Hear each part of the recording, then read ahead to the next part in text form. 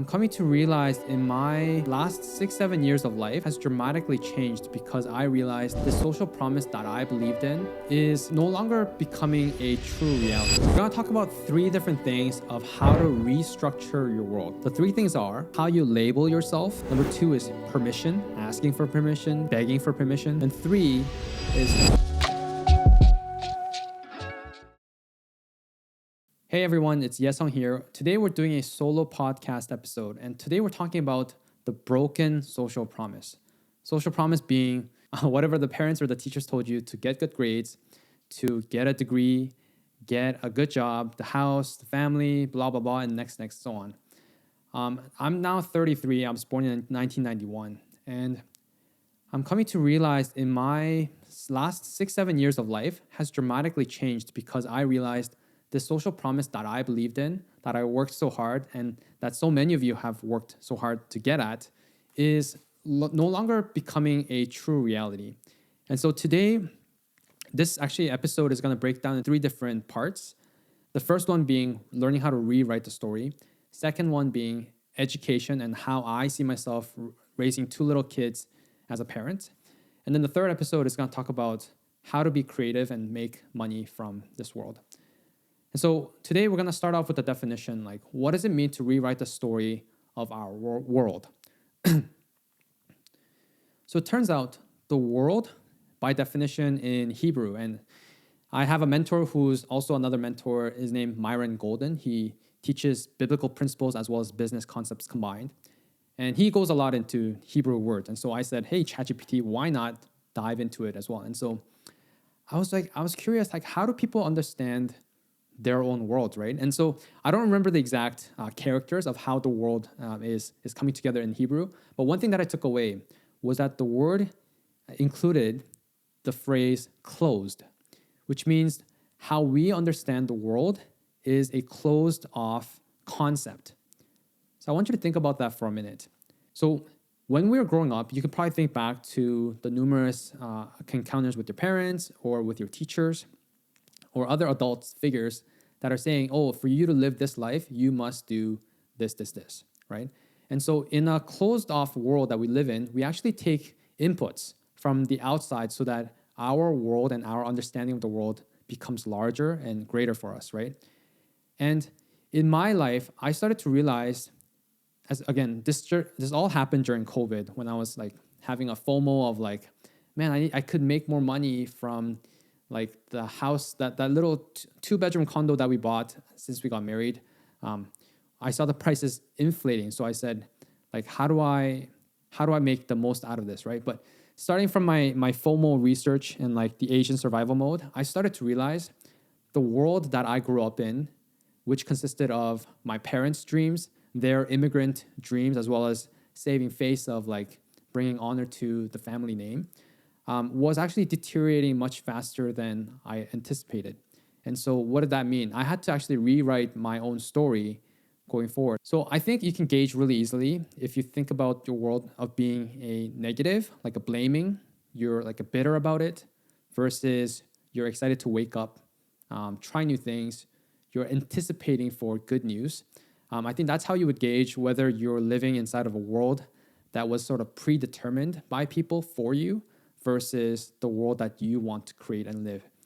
And having to gone through this journey of a career as a high school teacher for about last decade, and also being in an entrepreneur journey in the last couple of years during COVID, I'm realizing the more that I spend my time and energy focusing on the new world that I'm seeing and creating, it's actually very possible.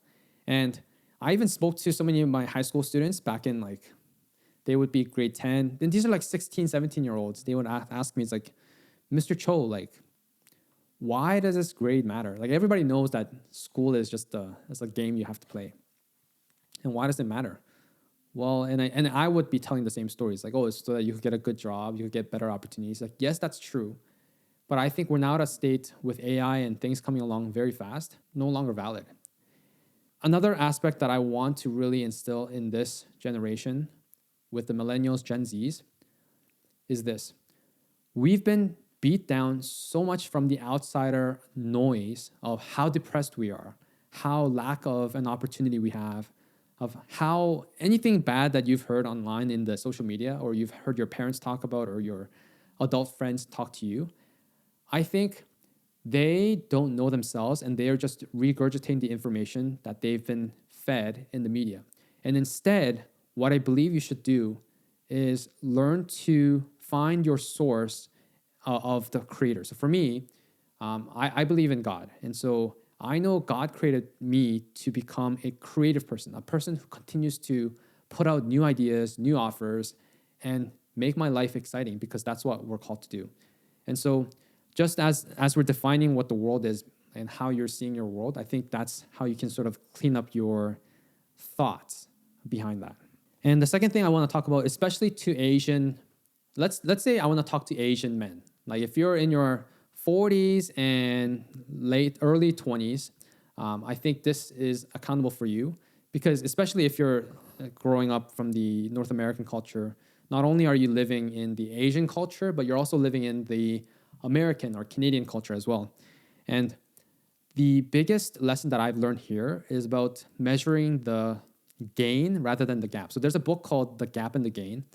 And for the longest time, I was unhappy until I read that book. For the longest time, I was always saying, I'm grinding and hustling. I've been at my 9 to 5 job. And by the time I finish, I eat 1 hour dinner with my family and my newborn son, James. And then rest of the night from 6 p.m. to 1 a.m., I would go to the house that we bought because I was renovating all by myself, trying to wear the badge of honor. It turns out wearing the badge of honor of doing the grinding and hustling, it's needed to a certain time frame of growth, but it's not something that lasts a long time. It's not, you cannot endure out of that. And so how I've been constantly measuring is like, man, I'm always successful if I would get to that point, right? Like like in the horizon, I would say like, that's where I'm going to put my success, and I would continue to chase it. And I've realized quickly that that's a vicious cycle. And it wasn't until my wife said to me one day, it's like, Yesung, like we just had our firstborn son, and because the house is being renovated, we were living with our parents and crammed into a 1 bedroom. And she was saying like, I never asked for you to do all this, like do all the renovation and all the work. And I thought, hey, you know what? If I work my butt off for this 1 year, I'm going to make so much money, like a 6-figure amount, right? And she was like, I never asked for that, right? And that's when I realized, man, the world that I've been constructing, right? Saying like, you just got to get to the next level, right? You can only go so far, and you're never happy and satisfied.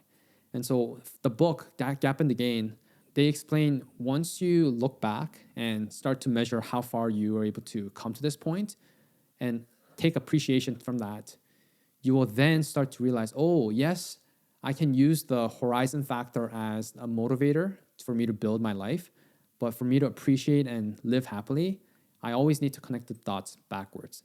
And so that's a lesson that I want to sort of share as we go into this framework of rewriting the story. So let's start here. And by the way, my podcast is majority of the audience members are early stage entrepreneurs looking to grow their social media so that they're leveraging that for their marketing. But I also believe this episode sort of rings true, because if I only talk about social media, I will just become another person talking about the same old thing.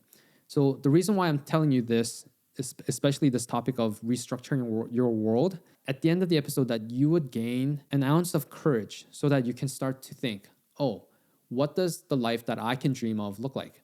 Oh, what does the life that I can build look like, right? How much wealth am I able to build? What kind of family am I able to establish in a different country or in my country, right? So an ounce of courage is what I want you to get out from this episode, because I needed that personally in my journey. And I wish there was somebody that looked like me, that talked like me in my 20s, especially getting out of university, to give me these tips and guidance. Okay, so we're going to talk about 3 different things of how to restructure your world. The 3 things are how you label yourself. Number 2 is permission, asking for permission, begging for permission. And 3 is leverage. Like, what's the biggest leverage I can use to get the most amount of outcome quicker. When you start to train people to label themselves and keep themselves that way, I think you actually put a ceiling to what you're capable of doing. And there's so many experiments that you've probably heard about, in a glass jar with these little insects, ticks that can jump up. If you put a lid on, they continue to jump, and for the longest time, they would realize, oh, that's my greatest height that they can jump. But they're actually capable of jumping a lot further. So the question comes down to, what have I labeled myself already? And then how do I unlabel it, right? And it starts with the excuses that you make. Oh, I can't do this. You know, all the things that it's on your bucket list or list to do at home. You might say to yourself, oh, I can't do this because this and that. So I give you my personal example. So for the first 5 years and James is 5. So I guess since he was born, I was constantly using the label of like, oh, I'm a stay-at-home dad. And because of that, I'm not able to grow my business. Now, that is partly true, and partly because I had constant inflammation going on, which meant if I always ate something, I had to sleep at least like 1 or 2 hours to recover. And so I basically had no time whatsoever to work on anything except driving my wife to work, driving to go get groceries, getting ready for dinner, etc., right? But I realized one day, hey, if I heard somebody speak, it was another entrepreneur, and I heard them talk about like labeling. It's like, if you say, oh, I'm this because I'm this and I can't do it, you've already put a limit on yourself. And when I stopped labeling myself as a stay-at-home dad, I was like, oh my gosh, it's so true. I looked for different ways that I would navigate my time to build a business that I wanted. And so some of the labelings can look like, whether you're saying genders can be a thing too. I'm a female entrepreneur. Like, I have another friend who runs a 7-figure business. And when I was trying to do a podcast with her, and she's like, I don't really like the title. I think it was a how do you say it? Momtrepreneur, or something like that. And so she didn't like that label because she just said, I'm an entrepreneur who happens to be a mom, right? And so those examples also gave me a realization that when you label something onto yourself, it actually deteriorates your creativity and your growth. And so I think it's best if you take down, let's say you have your notes, right? You ask yourself, what are some of the labels that I've put on myself, even at a young age, saying I can't do this, or I'm not a camera person, I'm not a math person. All of these things that have been embedded to you are just simple lies that you put on yourself because other people have done too. And so what you need to do is you need to label it, name it, and learn to detach from it. And so that's labeling. Number 2, we're going to talk about permission. And especially if you're growing up from an Asian culture, we are very polite about everything that we do. And one of the things that we ask is for permission, right? So far, funny enough, all the Asian guests that I had on here who are really great at their business, I asked them like, hey, like, how's your conversation like with your parents? And majority of them said like, oh, it's been pretty good. Whereas I thought they were going to say, oh, like, I got a pretty bad, like, rep in the house and like would have had a tough discussion going forward with the business. But it turns out there's an underlying secret. And the secret is they've actually, on top of all the checklists that we need to do, they've not only done that, they've started to realize they're now starting to build a life and a thought of the world that they wanted to live in. So a female entrepreneur who joined a startup said to her mom, like, hey, I'm actually going to go off and build this thing. And because I've done the checklist, and, like, that's what every parent wants, right? The daughter said to the parents, like, hey, if this doesn't work out, I can always go back to doing that. And that's so true. But sometimes for one of the reasons, we never actually think about considering that an option. Even for myself, the Ontario Certificate of Teaching license, I could continually pay I think it was like $40 per year to keep the license. But I actually wanted to make a full decision to leave teaching entirely because I don't want to look back and say, oh, that's another option for me. It's a choice for me to do YouTube and create content. I want to make it to a decision. And it's a reminder for some of us that don't know the word decide. it's it's split into two parts. You make a decision, you cut off, and then there's no other option than this thing itself. And so that's one thing I want to sort of tell you is like, if you're looking for permission to do things, either one, you have to ask yourself, have I done the minimal things that puts me back at a like a safety net, right? Like a plan B, right? And if you have not, maybe that is some of the things you should work on in terms of getting the experience, so that if this new venture or new thing that you're building doesn't work out, you can always fall back. And another quote is, for permission is, it's easier to ask for forgiveness than for permission. And I can speak true of this now. When I talk to my son, who's 6 years old, right? He's asking for a lot of things, and he's not building a business or anything like that. But whenever he asks of a permission to me, I always say no because of various reasons. But I think it's sometimes nice to see that he knows that he wasn't supposed to do it, but he did it anyways, and just says, "Oh, Dad, so sorry that I did that." And it shows me as a parent that my child is understanding the boundaries and respects it, but he's pushing himself to get to the next level because there's more inside of him that he wants to explore. And I think that's true for all of us too. Like we're trying to explore this new world of AI, as well as things that are unprecedented, as well as like we're not able to tell what the future is going to be in 3-5 years. And so if you have a journal, write down some of these questions. What is the one thing that I'm asking for permission to go and do? Is it buying a store to run your first business? Is it, getting that loan from your parents to go start off a business, right? Or is it between your spouse saying like, hey, I want to do this business on top of my 9 to 5, right? But not only do you need the capital to do it, you actually need some extra time away from your family. So permissions come and go. It depends on the context of things. But I think, especially in Asian culture, understanding is, I don't know about different American states, but I know in Canada, especially in Toronto area, as well as Vancouver area, there are a lot of educated Asian people who, because of asking for permission, they don't get to build their next side hustle, or they don't get to pursue their dreams that they've always wanted to do. And it's until they've hit a really painful point in their life, either something happened to their parents and they realized life is so short, like son, daughter, go do the thing that you want to do. Until you've hit that pain point, you now start to do that. And the third thing we want to talk about is leverage. So leverage, I think we're living in a time where we have the best leverages and the easiest to access to. And what I'm talking about is social media as well as AI. There's only 4 leverages that a person can use. And if you've been watching people like Dan Martell or Omar or Alex Hormozi, they talk about the 4 leverages. But if you're new here, like I'll just tell you what those 4 leverages are. So one of the leverage is capital. If you have money, you're able to expend that to hiring people, right? You're building your business out and scaling it through people. The second one is code.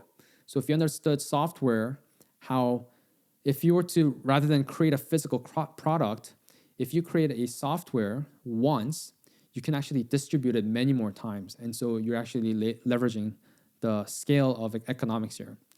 Another thing of leverage is content, right? Something that you can turn on your camera, and for the first time, you're gonna look ugly. For the first time, you're gonna sound terrible. But the more that you do, what happens is you're actually replicating yourself on the internet to continue the talk for you while you're asleep. It's basically a clone machine. So if you know you're a good person at heart, and you know you have a lot of good businesses that are helping people or serving people, like you're actually being the best kept secret. This quote I got from my mentor, Omar. And I don't think that actually serves people that you're meant to be called and serve, right? And the last leverage that you can actually lever is collaboration. And it's a beautiful thing because business is a game of relationships. And I think my friend here, my new video person, Kyle, you might tell me if this is true. A person, I think it's called Ren, right? Ren is spelt out like with a person, right? It looks like two things leaning on each other. And what I've come to realize was somebody actually interpreted this for me as well. Is that in life there's nothing that you can do by yourself. Like you have to have a lenience upon another person to get the thing you want. And so your dependency on survival or your dependency to grow your business or grow your idea always, always, always has to be with another person because you are eventually servicing a service or a product that's needed in the marketplace. And so when you think about these things, labeling, permission, and leverage, I think it's a good conversation to think about, and maybe this is a question that you can write down. What is the leverage that I want to try because I'm interested? And what is the lever that I am good at and I have access to? So let's say you might have access to $10,000, right? Or $5,000 that you can use. And you know, if you lost this money, it was a good experience to learn from. And so depending on what you're interested versus what you have the ability to actually make a decision to go forward about creating the life that you want immediately. So why am I talking about this now? Is because other two series in the videos, I talk about AI education, and I have an education background. And my heart is about inspiring younger people. And I said in other episodes as well, when I was a teacher, I actually rooted for the kids that were flunking in my class. The kids that never showed up, that almost got 50, right? I always rooted for them because I know that they were one caring adult away from learn how to play this game of school. But for so long, I've been trying to change the system inside out, and I know that wasn't possible because it's just like my goal wasn't to change the system. But why do I say all this? It's because I want you to realize the heart and my messaging of the brand comes down to this word of courage. And so many of us are being distracted with noise and everywhere, but I know there is a space in your heart and your soul that wants to just be still and create calm and peace so that you get the right signal in the next steps that you're supposed to take. And so this conversation, it's a short one, it's a short conversation, but it's an opener to think about, geez, you're right. The world revolves around as how I believe in it. And if I'm bitter about the world, it's because people around me or the things that have been fed into me are all about learning to blame and be bitter versus thinking about the possibilities and opportunities that are ahead of us, especially with AI. And what if being recognized as the first person to become a millionaire in your family versus, that person in your family who's going to be the same as like anybody else who's also depressed, who has this many diseases, who didn't graduate high school, et cetera, et cetera. I don't think that now the story that we should be telling ourselves is that, because again, it's going to go, where the spiral ends and it's nowhere. So cool. So last point that I want to make, that I want to share to y'all, is learning how to protect your time. And this means by saying the word no to some of the closest people that are encountering with you. When I started this journey, I was such a nice guy. I was Mr. Nice, Mr. Smiling every time. And that was a false character that I began to build up because it was my work. I'm a teacher, I have to be nice. And I realized my time was always being given away because I constantly said yes to this, yes to that, yes to helping out church, helping out a family friend. And I realized time was never coming back to me and what I desired to build my life going forward. And so if you're watching this episode up to this point, I also want you to think about, write this down. Where am I giving up my time? And one of the things that I've learned from Dan Martell is the 15-minute, if you do this for 7 days or 14 days, you continually log what you've done for the last 15 minutes, you're going to see how much time is being spent elsewhere other than yourself. And so when I've done this about 2 years ago, I realized, man, I watch a lot of social media and I'm wasting a lot of time.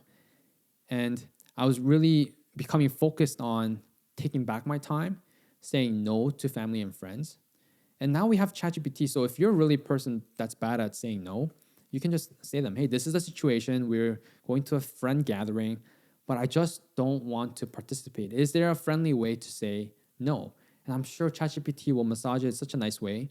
And you can send that to your friend group to realize, like, yes, you can have your time bought back just by simply saying no to the things that's not aligning with your values. And a last thing that I'll sort of share and impart wisdom from my experience is before trying to make improvements and like make it efficient, optimization, like that word, I think it's so bad, especially with like the engineers. Like you're trying to optimize your life. And folks, once you have kids, you're trying to build a business, it's optimization, that word gets just thrown out the window. And so what do I mean by that? Life isn't all about trying to make things efficient. Actually, I think it's about setting up the desires that you have and the goals that you want to achieve, whether if it's monetary goals or relationship goals. And then afterwards, working towards that little by little. Majority of the people talk about trying to be efficient with their systems, efficient with their optimization of sleep and all the things that they do. But ultimately, what that means is you're trying to protect your time going forward. And in a world where as people tell us, right, we've actually gone below so much that rather than trying to optimize for something, just try to bring it back to the level of normal. Meaning, if you're sleeping so poorly and you don't have kids, you're a single person just working 9 to 5, but your sleep schedule is terrible, maybe just bring that up back to normal. Like get your 7 to 8 hours of sleep. If you're eating junk foods every day and you're just taking in calories that's not needed, how about you just bring it back, cut back, and just eat what amount of food that's needed for you, and stop drinking these processed sugars, right? Same thing with relationships. If you're going on a toxic relationship spiral, why don't you give yourself some time to just step back from getting into these relationships and think about the questions of like what kind of person you want to become, or what kind of future family you desire to have, right? So I think a lot of this is the topic. So if you're thinking about building and making things optimizing efficient, for a majority of us, I think it's just even coming back to the normal level. And so I hope you enjoyed this episode. It's a short episode, but I think it's a critical conversation to have in terms of restructuring our story, because I believe God wants us to be remembered for being a generation that's courageous, a generation that understood the assignment, a generation that knows how to cook, versus a generation that's depressed, weak, and whatever the senior media people or senior generations tell us that we are. We're different because we have different options available, and we're willing to exercise to get our rights and to take control of what's desired for us. The second episode will be linked here. You can press on that episode, and we'll talk about AI, education, and parenting in this new world.